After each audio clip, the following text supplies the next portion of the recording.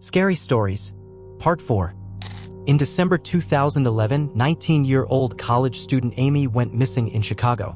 She was returning home late at night after classes. Surveillance cameras at the Red Line subway station recorded the girl entering the last car of an almost empty train. But at the next station, Amy never got off. This was the beginning of one of the most frightening stories, which is still whispered about by train drivers. Amy was responsible. She always wrote to her parents when she got on the train, always got home on time. That night she also wrote to her mother, "I'm getting off, I'll be there in about 30 minutes. But Amy never came home. At first, her parents thought her cell phone was dead. She was at a friend's house. But a couple hours later, when she didn't answer, her father got in the car and drove to the station. Amy wasn't there. The videotape clearly showed her getting into the last carriage. There was only one passenger inside, a tall, thin man in a long dark coat. He sat with his head tilted, seemingly watching Amy. The train moved on. At the next station, the carriage arrived. Empty. Completely empty. No Amy, no man. Guards stopped the train, examined the car. No sign of a struggle, no blood, no lost items. The driver claimed no one pulled the stopcock. No one got off between stations. Just disappeared. The investigation turned up nothing. But detectives found a frightening coincidence. In the last 15 years, more people had disappeared on the stretch of the Red Line, all from the last car. Old surveillance footage almost always showed the same tall man in a long coat. His face was hidden by a hood or turned away from the camera. He always sat down but never came out. Mass inspections began. Police and subway officials examined tunnels, ventilation hatches, security cameras, nothing. Amy disappeared as if she'd gone underground. It's been 2 months. The parents had almost come to terms with their loss. But one night, the father heard the keys jingling at the door. He ran out into the hallway and saw Amy. Dirty, gaunt, still in the same clothes. She stood with her arms wrapped around herself, staring at the wall. Her father screamed and hugged her, but Amy didn't even blink. It wasn't until a few minutes later that she whispered a little audibly, I'm not alone." She couldn't explain where she was. One thing she kept saying was that the carriage went on and on. There were some forgotten stations outside the windows where people without faces stood, and, as she said, he waited for me to stay. She was only found because one day the doors suddenly opened and she stepped out. After that, Amy hardly spoke at all. She was treated by doctors, psychologists, but to no avail. At night, she'd get up and go to the door as if she heard someone calling her. A few months later, she disappeared again. The bedroom window was open. No one else saw her. The police tried to close the last carriage for the night, but again to no avail. Sometimes people did get in and disappeared. The drivers talked about an old urban legend. In the 80s, a man died on this section. He got stuck by the doors of the last car, and the train dragged him halfway to Howard. Ever since, old-timers said, he's been looking for company and choosing those who ride late, alone in the last car. If you talk to Red Line drivers, they'll tell you, you don't want to get on the last car after 10 p.m. Even if it's empty, even if someone whispers, "Get in" behind you, don't turn around. Because in the morning your loved ones will be looking for you on the platform, but you won't be there. In 2018, a 17-year-old high school girl, Sophie Miller, went missing in a small town in Maine. She was returning home after an evening soccer practice. She was last seen by her classmates. She was walking along a country road through the woods as she always did. Home was only a mile away, a 20-minute walk. But Sophie never came home. Her parents called friends, went to the neighbors, called the police. At night, the search began. They searched the woods, the marshes, the old pumping station.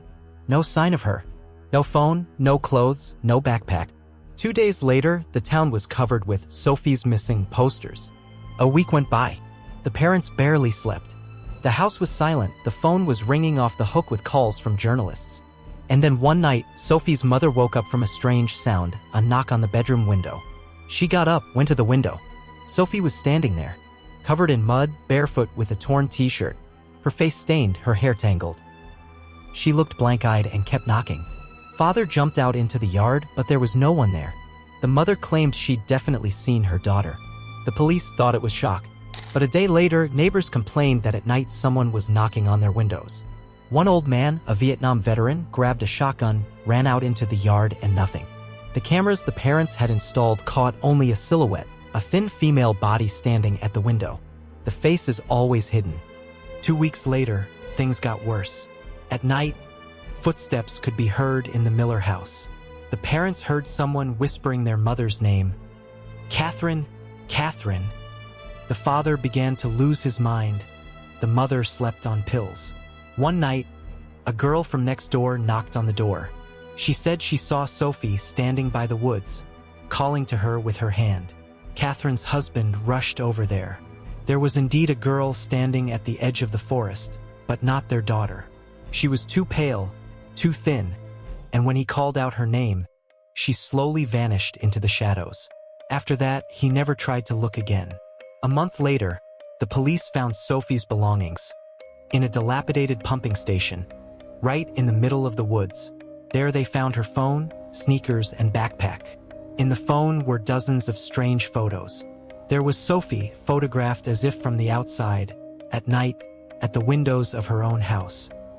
In the last photos, she was standing very close, right under the camera. The last photo was taken with a flash, reflecting the empty, lifeless room behind her. After that discovery, the Millers sold the house and moved away. But neighbors still say they sometimes hear knocking on the windows at night, and that if you look up, you can see a pale face with empty eyes. It's smiling and waiting. In 2009, 3 friends, Mark, Josh, and Andrew, decided to take a weekend trip to Lake Superior, Michigan. They found an old and called the North Bay Inn, a cozy place by the water, almost abandoned, with rooms for $30 a night. The owner, an elderly woman, warned them don't check into room 6. It's long since closed. The guys laughed, thinking it was just a scarecrow for tourists. Sure enough, at night they went to room 6.